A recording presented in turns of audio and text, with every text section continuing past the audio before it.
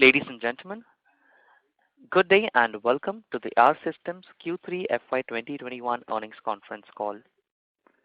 As a reminder, all participant lines will be in listen-only mode, and there will be an opportunity for you to ask questions after the presentation concludes.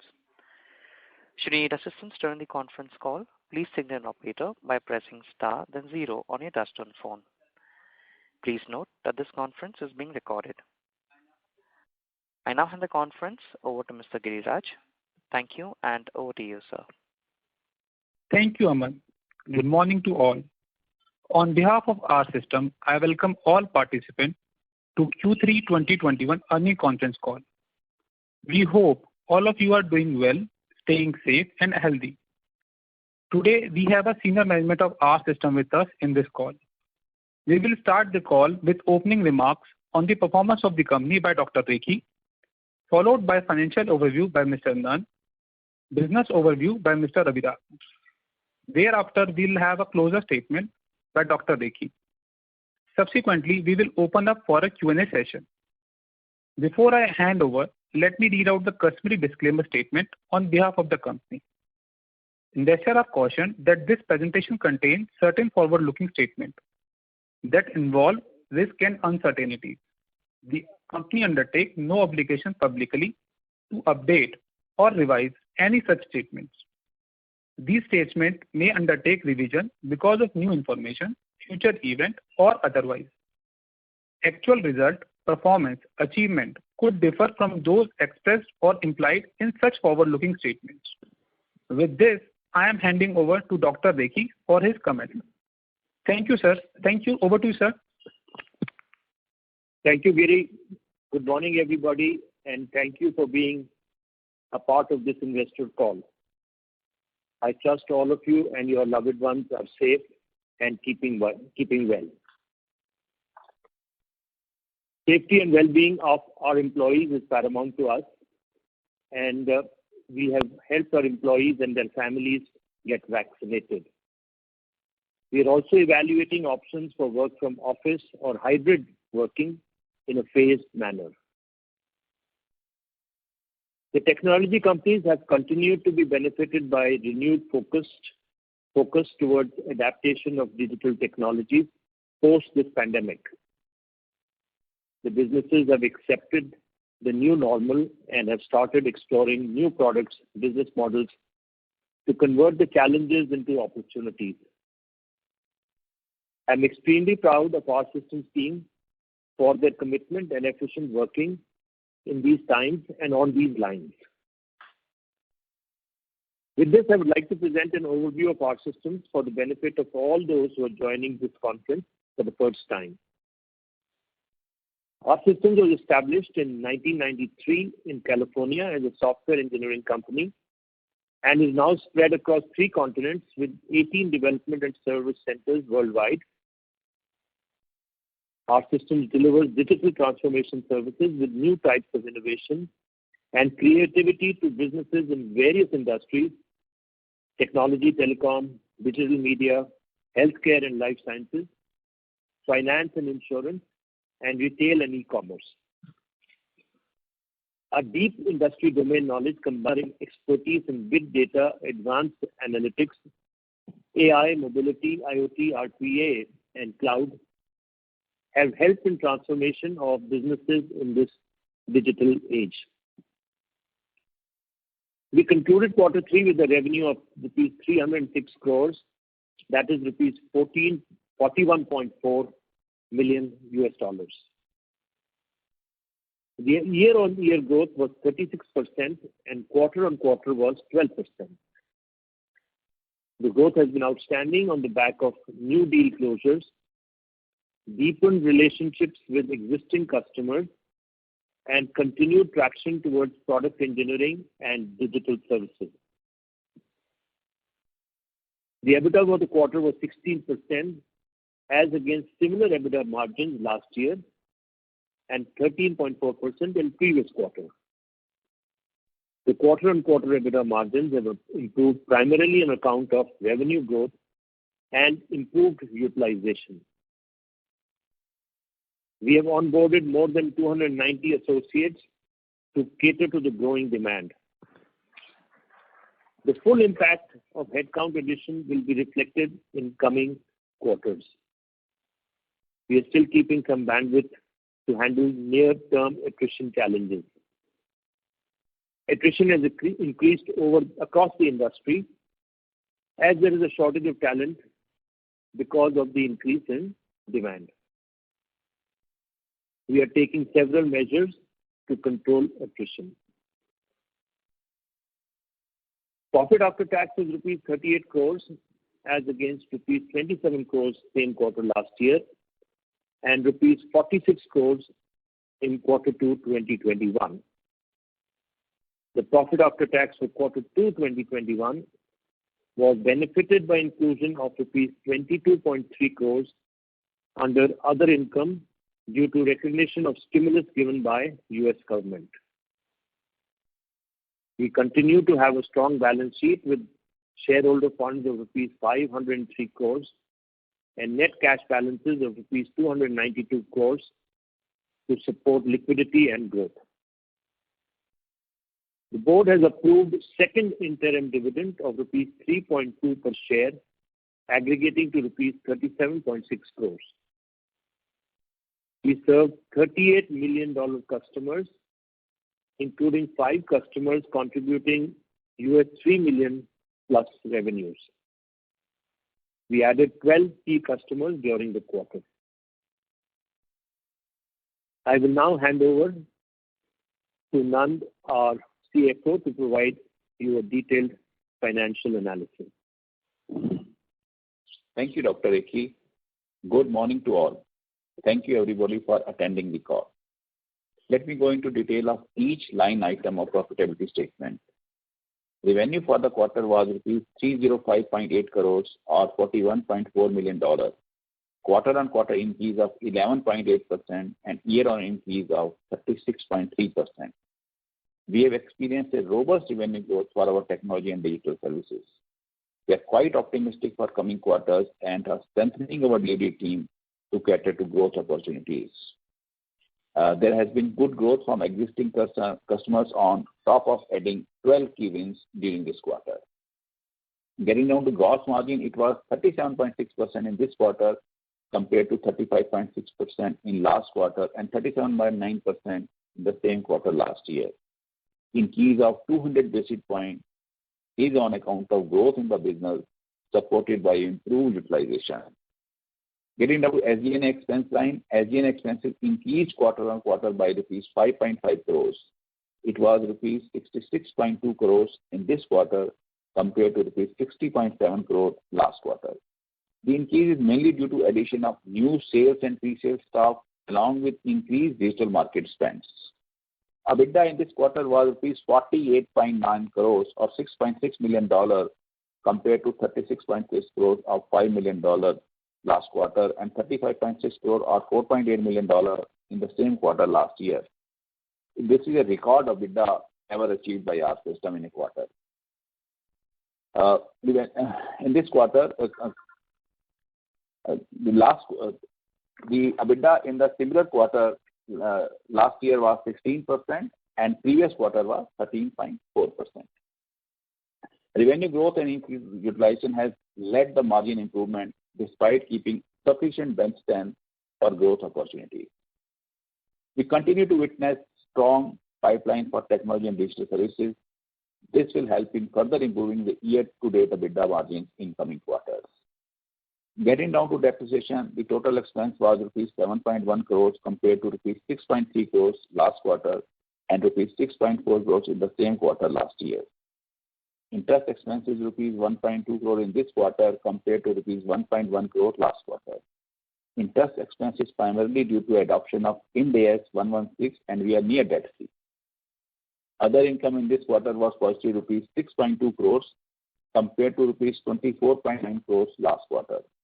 Other income mainly consists of interest income and net exchange gains. For last quarter, it also included rupees 22.3 crores as a result of forgiveness of loan received during financial year 2020 in USA under SBA Payroll Protection Program. Interest income for the quarter was rupees 1.8 crore. The exchange income during the quarter is rupees 3.1 crore compared to rupees 19 lakh last quarter. As at the end of the quarter, we had forward cover of $28.7 million with average rate of rupees 76.75 and euro cover of 1.9 million with average rate of rupees 92.03, which have already been marked to market at closing rate of 30th September. Our tax expense was rupees 9.1 crore in this quarter as against rupees 8 crore last quarter. Our effective tax rate during the quarter is 19.5%, primarily due to SEZ benefit and lower tax rate in European and Singapore subsidiaries. Last quarter effective tax rate of 14.7% was lower due to USA stimulus recorded under other income, not subject to federal tax. Net profit after tax was rupees 37.6 crore or $0.51 million compared to rupees 46.2 crore or $6.3 million last quarter. Resultant EPS for the quarter is rupees 3.14. Getting down to asset side in the balance sheet, total receivables at the end of the quarter were rupees 149.1 crores compared to rupees 131.3 crores at the end of December quarter. The receivable in terms of DSO were 45 days as at the end of this quarter compared to 43 days as at the end of December quarter. Net cash balance were rupees 291.9 crores at the end of quarter compared to rupees 303.1 crores at the end of December quarter. We have been constantly generating cash from the business. The board has approved second interim dividend of rupees 3.2 per share, aggregating to rupees 37.8 crores to reward shareholders. Our system shareholder fund were rupees 502.6 crore at the end of the quarter compared to rupees 426.8 crore at the end of December quarter. We have a strong balance sheet to support liquidity and growth. With that, let me hand over to Abhiraj for review of operations. Thank you, Nan. Thank you, everybody, for being on the call. I hope everybody is doing good. We continue to focus on digital technology and digital transformation. The strategy and focus has been helping us in our growth journey. We'd like to give you a brief flavor of our global operations. Digital transformation continued to be the focus for us on select key verticals like technology, telecom, finance, insurance, healthcare, life sciences, retail, and e-commerce. Our digital transformation offering include cloud, analytics, machine learning, artificial intelligence, data science, speech analytics, RPA, IoT, Salesforce, and these continue to be our arrowhead for growth. In the cloud side, we work on all the leading platforms such as Amazon, Microsoft Azure, Google. We are an advanced partner with Amazon, gold partner of Salesforce, and we see significant opportunity in cloud and this space. On analytics side, we see huge growth in ML/AI, data and speech analytics. We are currently serving many key clients in this space, and there are a lot of opportunities that coming our way. On mobility, we work on wide range of technology such as Android, iOS hybrid, and web apps, right from enterprise to mobile apps. We had 12 key wins during this quarter. Some of the brief key wins are as below. One of the key wins, which is a Canadian healthcare technology provider that optimizes operation and enhance productivity for dental service provider. They have engaged our system to modernize their legacy platform that can help them doing the actionable insight and use data science and engineering. Another one is a US-based global provider of technology and business services to telco. They have awarded our system to enhance signaling technology to analyze traffic and develop new features. Another one is a UK-based early stage company offering all-in-one family healthcare through web technology, and they have engaged our system to digitize their products for healthcare insurance and on-demand healthcare services for the Asia-Pacific market. Another one is a Singapore-based Asian watch and jewelry brand and retail company. They awarded our system APAC division a project to upgrade their central version of Navision application to Dynamics 365 Business Central and LS Central to integrate various business processes to deliver financial visibility and operational excellence. Another one in Singapore is one of the leading Japanese printer electronic component and system device company. They have engaged our system consulting to upgrade Cloud Suite Industrial Sightline ERP to enhance product certificate traffic system in Singapore region.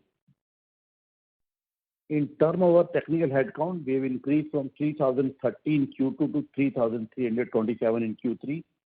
We have added 290 plus technical associates to support growth and a strong sales funnel. Utilization, we've increased from 76.7 in Q2 to 77.7, mainly due to disciplined execution and growth in the business. Quarterly by geography, North America contributes 70.2%, Europe 12.8%, Southeast Asia 13.7%, and rest of the world 3.3%. On quarterly client concentration, top 10 clients contribute 23.4%, with the largest 7%. With a brief overview, I will hand over back to Dr. Rekhi for his closing comments. Over to you, sir. Thank you, Abhiraj. Let me sum up. We reported 28% revenue growth with improved EBITDA margins during the first 9 months of the financial year 2021.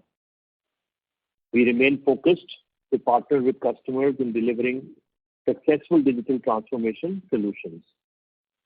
We endeavor to utilize the strong balance sheet to support operations and growth. We continue to invest in sales, pre-sales, digital marketing, and in newer technologies. These are helping us win larger digital transformation projects. The business outlook continues to be positive with a strong demand environment as evident from the strong sales pipeline. We are confident of continuing this growth momentum and margin expansion in the coming quarters. That brings us to the end of our presentation today, and we will hand you back to the organizers for getting your questions. Thank you very much. Ladies and gentlemen, we will now begin the question and answer session. Anyone who wishes to ask a question may press star and 1 on the touchtone telephone.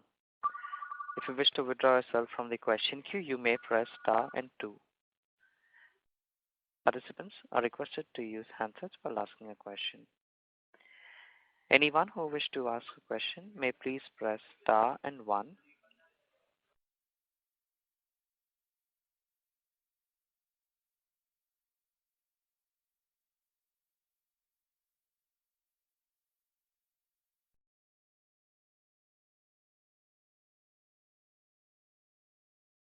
The first question is on the line of Sonal from Prescient Capital. Please go ahead. Hi, can you hear me, sir? Yes. Hi, good morning. This is Sonal.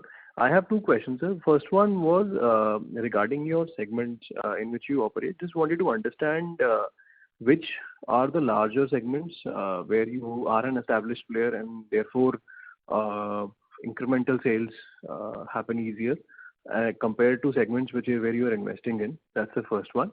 And also want to understand, like, given your size is growing and you're expanding, is there like a step funnel in terms of you being pre-qualified for certain type of companies, let's say billion-dollar top-line companies or fortune companies or government contracts, which open up with scale for you in the next 2 to 3 years? Just want to understand these 2. Thank you, Sonal. Regarding the segment, technology constitutes the biggest segment for us. 60% of business comes out of technology, and within technology, I think telecom with close to 30%. We are also the second big sector. The segment would be the healthcare, around 10-12%, banking and finance, retail and e-commerce. So broadly, these are the 4-5 segments where we primarily operate in, and we are growing in these segments by leaps and bounds. Coming on to the pre-qualification, we are close to, on a run rate basis, we did 41 million. So we are close to $165 million company In fact, last year we closed close to 119 million. So I think that's not a big issue. I think we are qualified for bidding or for that reason. So for most of the big projects or even the governments also. And our market cap is also close to right now 2,800 crores. So I think that way we have not faced any challenge, and we come across a big organization like Infosys, TCS, Mindtree, Persistent, and all that. So I don't see much content in that from that point of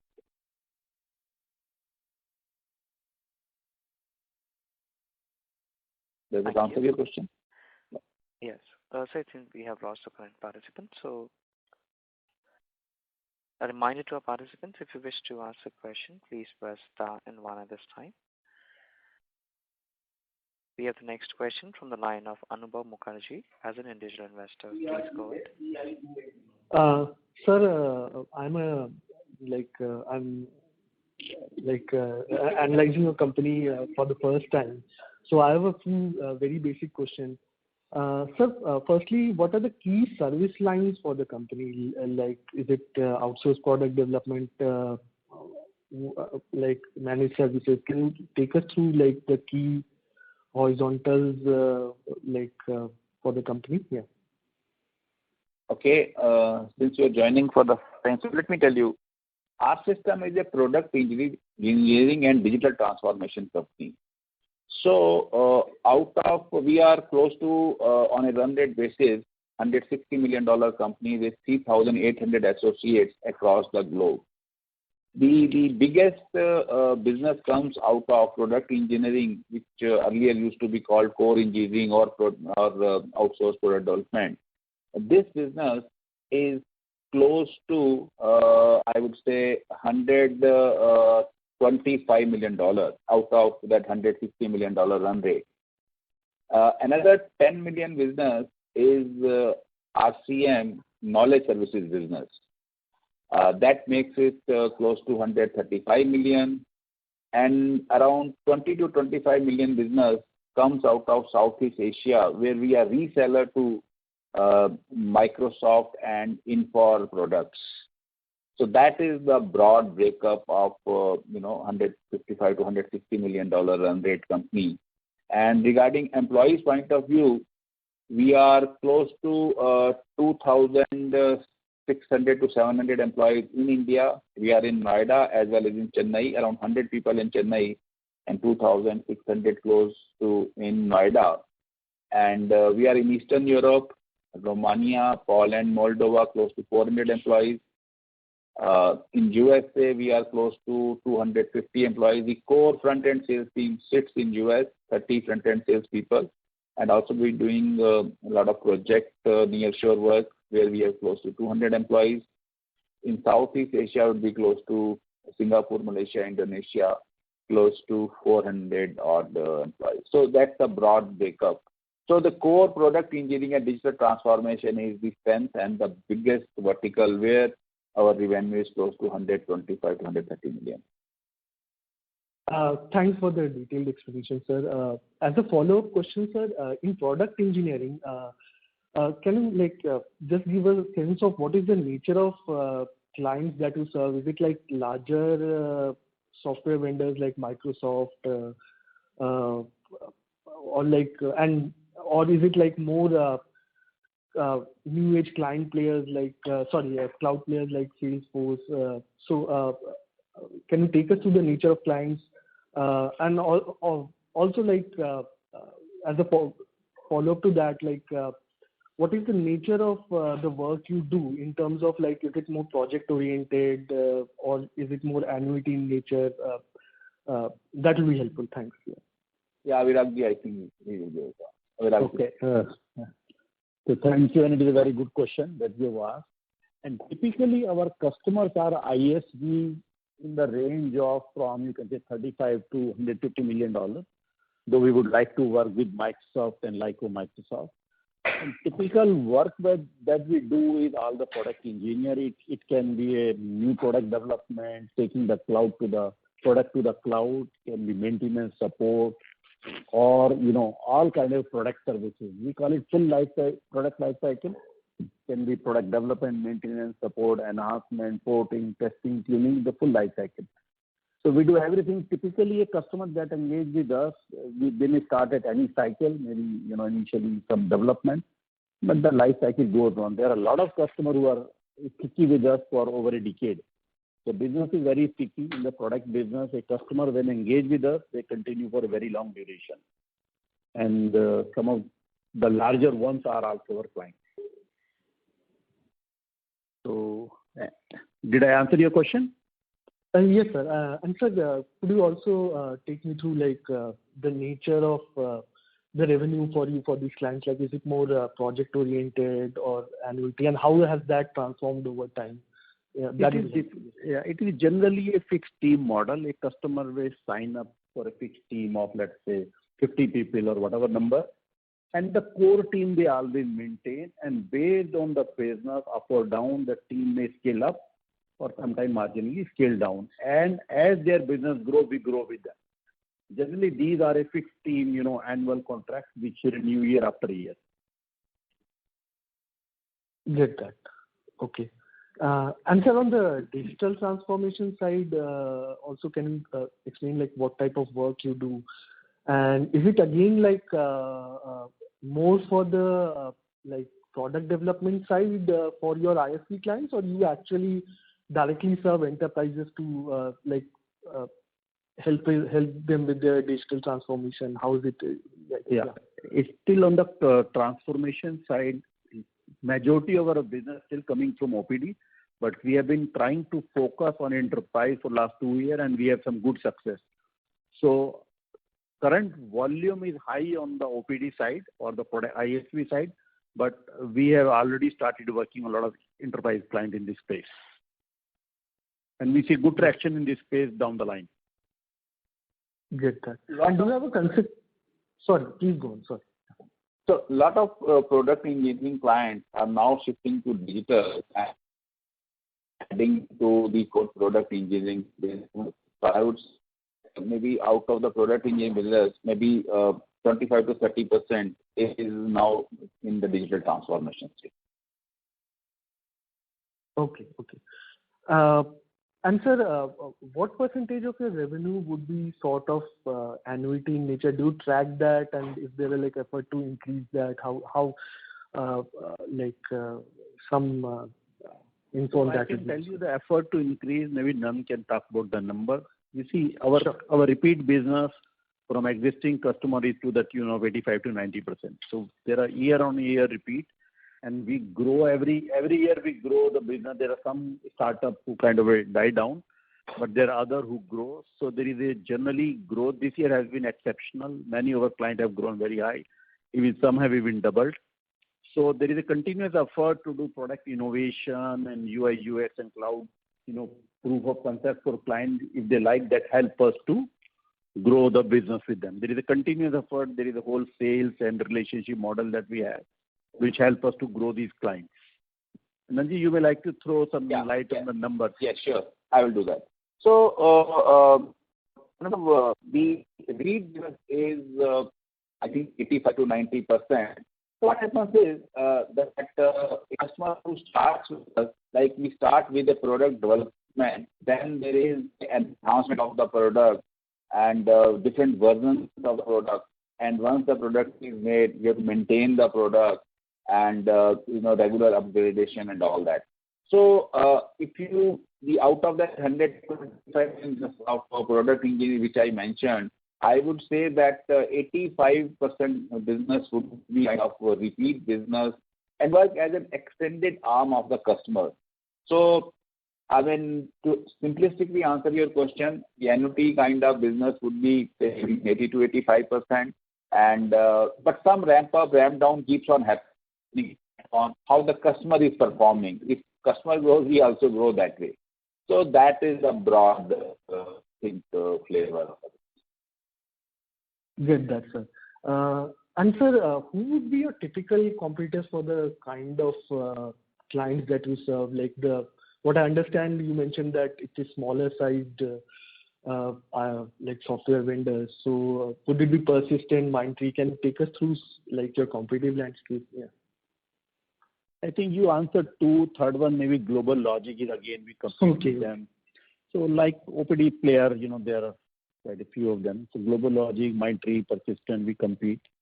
New and three people come out of 4-5 kind of nuclear sometimes. So these are in business we are competing with. Get that. Hello, am I audible? Yes, we can hear you well. Sir, as a follow-up to that, can you take us through like last few years, how have you seen this OPD space evolve? Like what we understand is that like even in OPD, typical players like Persistent, Global Logic, they are focusing a lot on the enterprise side, and also like the for some of the larger US-based players like EPAM and all, if you look at their growth, that has been explosive, and like that has also been driven by like very large scale up in the size of like accounts and services. Typically, like this kind, like the work used to be very project oriented, but with digital, like and then especially digital transformation, the size of projects have really grown for some of these players. So how are you witnessing this space evolve, and how is it for you? Yeah. So Nanji, I can take that on. I think this space is OPD player. Either they are trying to take their product to cloud or doing the digital transformation. They have done it, what they are doing, because in US we have a lot of projects or work that is coming to us in the cloud or digitization. Once do it, this is a large chunk of work, but this won't be there for long run. Once you do it, then you come in a sustain mode, or you want new product offering and all that. So we see good growth coming in this space for now and maybe some more year. But we are also trying to focus, and we are focusing on enterprise client as well, like Salesforce. We are increasing our footprint on Microsoft offering, whether it is Navision, CRM, Exapta, and some of the enterprise. So we are trying to focus a lot on this, and RP is another area we have grown. So along with OPD, we are growing our enterprise business. Yes, that. Actually, I was also referring more to the enterprise side, which seems to be more sticky, and the size of deals are also going up. For that, like, can you take us through what kind of sales effort or like sales team ramp up or additions you have done in the past few years? That will be helpful. Yeah. Well, actually, we have invested a lot in last 2 years on sales. There are a lot of sales people addition in US as well as in Europe as well. And what we are trying to do, we are trying to focus sales along with the technology. Let's say on RPA, we may have a core sales team in US or other places, and the account manager in India. So it's kind of a collaborative, and same thing we are trying to repeat with the Microsoft or Salesforce, the same space. So it is a sales and relationship, the two bundled together, trying to make the offering in the enterprise space. Get that. So as a last question, how do you see the organization in maybe 3 to 4 years down the line? Like, what's your aspiration in terms of whatever your clients, the type of clientele, offerings, size? And secondly, as a follow-up to that, does the organization need some senior level hires or strengthening of the management team? What's your thought on that, sir? Yeah. So, Anandji, go ahead. Well, I think we have grown to. Hello. Anandji, your voice is broken. Yeah, your voice is broken, Anandji. Can you hear me now? Yes. Yeah, better now. Thank you. So what I said is that in last 2 to 4 years, we have almost doubled our business, doubled our revenue, and on a run rate of now 150 million, we have grown 30%. I think the aim is to kind of double the business in next 3 years time. That is the aim, and we have done pretty well. I mean, last 2-3 years we have increased. I mean, all this has to a lot of efforts. We have increased our domain expertise. We have hired domain expertise in this. We have hired sales, pre-sales, and we continue to invest in all these things. And our aim is to kind of double in next maybe 3 years. That answers your question. Yeah, that's really good. Thanks. Thank you. Our next question is from the line of Samir Rathi as an individual investor. Please go ahead. Thanks. I'm Samir Rathi here. My question is, first of all, I'd like to thank the management for the liberal 3 rupees 20 paise dividend which they have given, apart from 2 rupees 50 paise final dividend given earlier.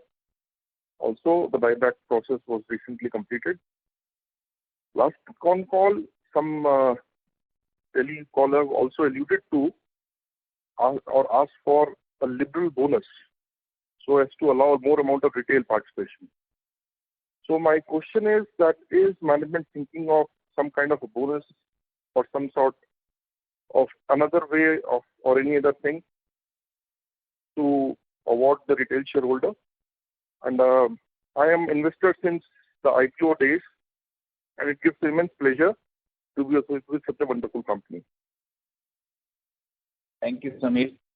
Thank you. I mean, if you have invested in that IPO price, I mean, we are almost 10 times. I mean, IPO came at 22 days, 240, 250, whatever. So I think we are happy to have, an investor like you who have been with us all the time. So we are a shareholder-friendly company, and we want to reward shareholder, grow business as well, and that is what we are doing. Regarding the bonus, I think this point was discussed in last board meeting. I mean, maybe as of now we feel this is not the right time, but I think this is a good suggestion. Actually, we will reconsider. We will discuss that in future board meetings as well. I think it's a good suggestion. The prices also now increased. So good suggestion. Thank you. Thanks. Thank you. A reminder to our participants, please press star and 1 if you wish to ask a question. We have a follow-up question from the line of Sonal Minhas from Prescient Capital. Please go ahead.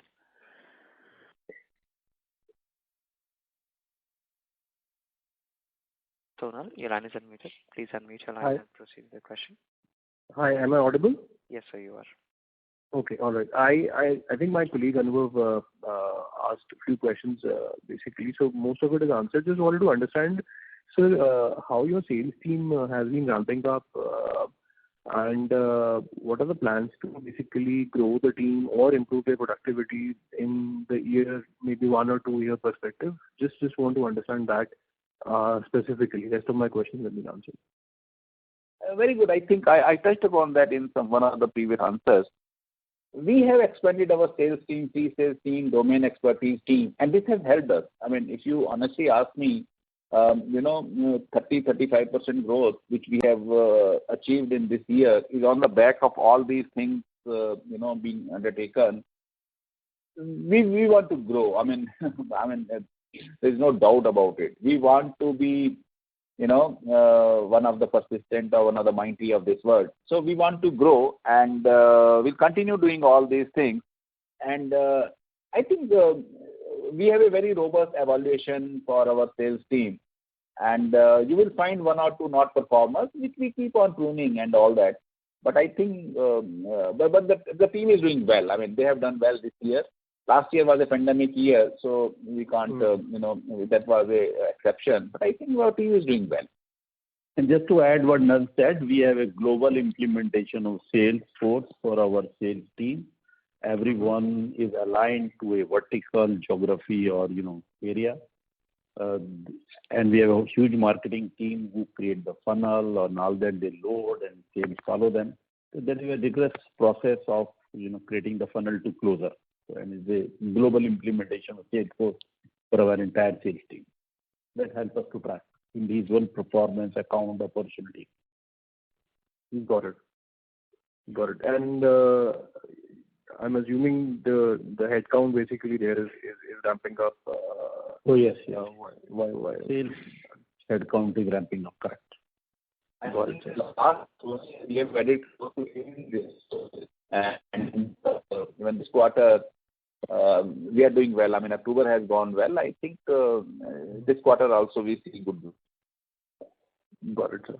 So just two questions. One around the next, I think if I'm not wrong, last call and the follow-on discussions we've had, are we sticking by our next financial year targets of reaching roughly close to $200 million and being in the similar margin range? So this is more bookkeeping from my side. Just wanted to understand that, given how you're seeing the next quarter and the year ahead. Sonal, we have grown close to 30% this year. Sure. We will be like on a run rate basis close to 155 or so. I mean, we have done 112.5 million in our first 9 months. Assuming 41.5 this year, we will be close to 154, 155 kind of. I mean, if we do 30%, then I think 200 million is not very far. But I think as of now, the demand is exceptional. There is a lot of demand. The problem is the resources. So I think we have a lot of. Sir, your voice is again breaking. So I said the demand, from demand side there is no problem. I mean the business is there, and the challenges of resources which we are trying to kind of push and trying to attract talent. I think I am quite hopeful. Got it, sir. And last bookkeeping question, which is being around your tax rate. Just want a clarification. The number actually is close to 16-17%. So what is it that we should be blending, considering for our own internal working and projections going ahead for this financial year and the next financial year? We have done close to 20%. I think this quarter. This quarter is 20%. Yes. 20%, and last quarter was less because of the write back of that USA PPP loan. I think 20% is a ballpark. See, we in Noida we are in SEZ. Half of the business or more than half of the business comes out of SEZ. Singapore and European, there is a lesser tax rate, as you would know. So I think close to 20% is the ballpark effective tax rate. Got it, sir. Okay, thanks. That's it from my side. Thank you. Thank you. Our next question is from the line of Anubhav Mukherjee as an individual investor. Please go ahead. Sir, what portion of your revenue, what is the division between offshore and onshore? Is the business more offshore in nature? 72% business comes out of offshore, around 28% is on-site. So I think major portion comes out of offshore. And what has been the trend, sir? Like, has offshoring picked up in the last 1 year or so? How has it been for you?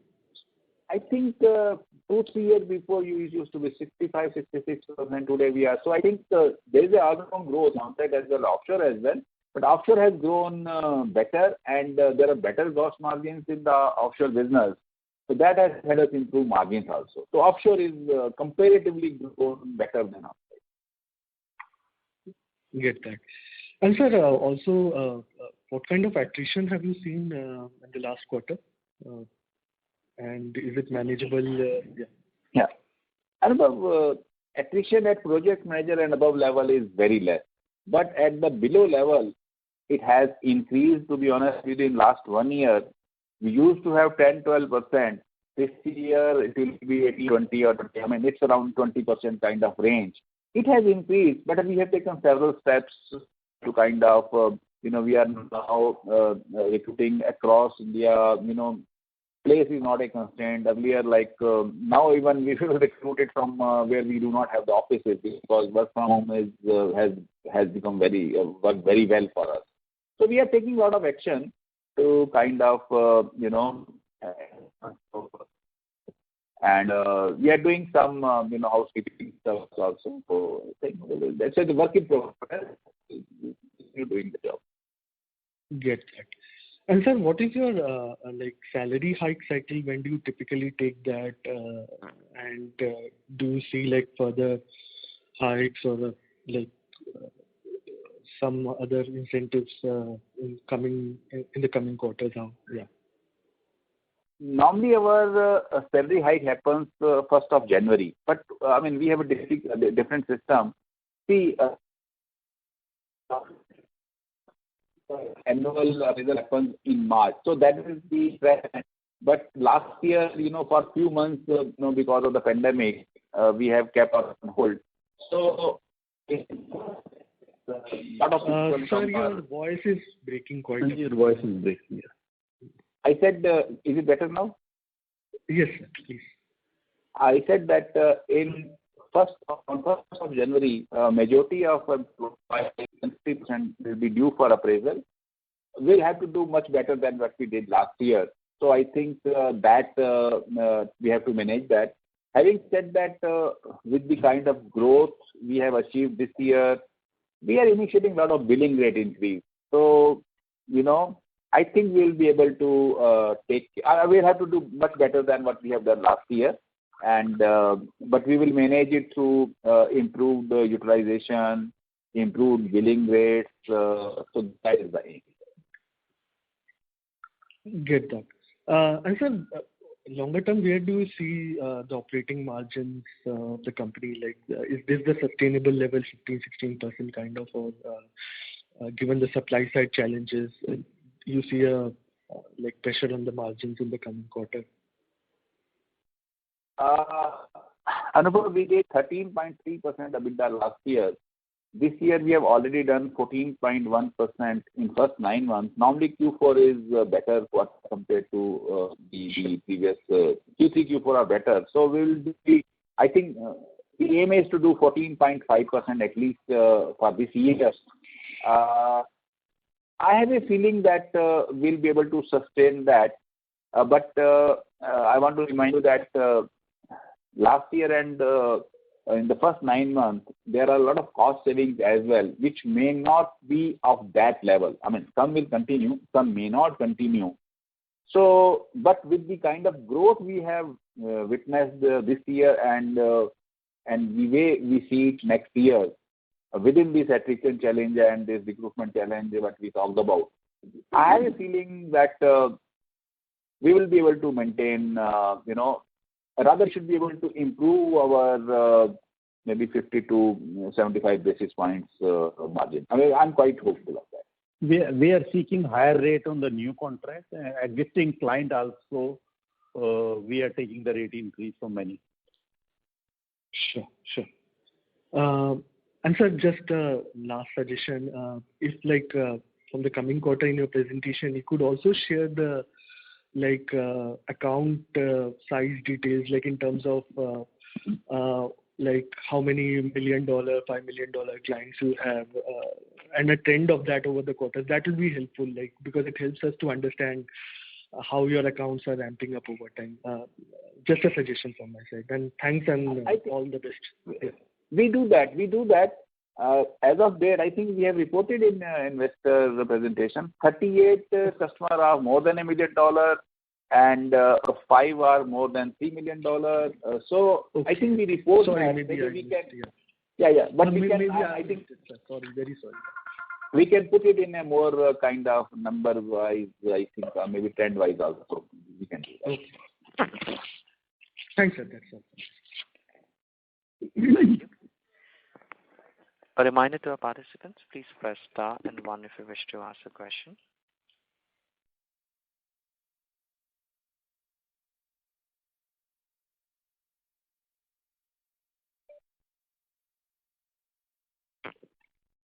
Ladies and gentlemen, as there are no further questions from the participants, I would now like to hand the conference over to Dr. Rekhi for closing comments. Thank you, and over to you, Doctor. Thank you, everybody, for your time and your questions. With this, we come to the end of the presentation. Thank you. Thank you very much. Thank you very much. Thank you. Thank you. Ladies and gentlemen, on behalf of our systems, that concludes today's call. Thank you all for joining us, and you may now disconnect your lines. Thank you.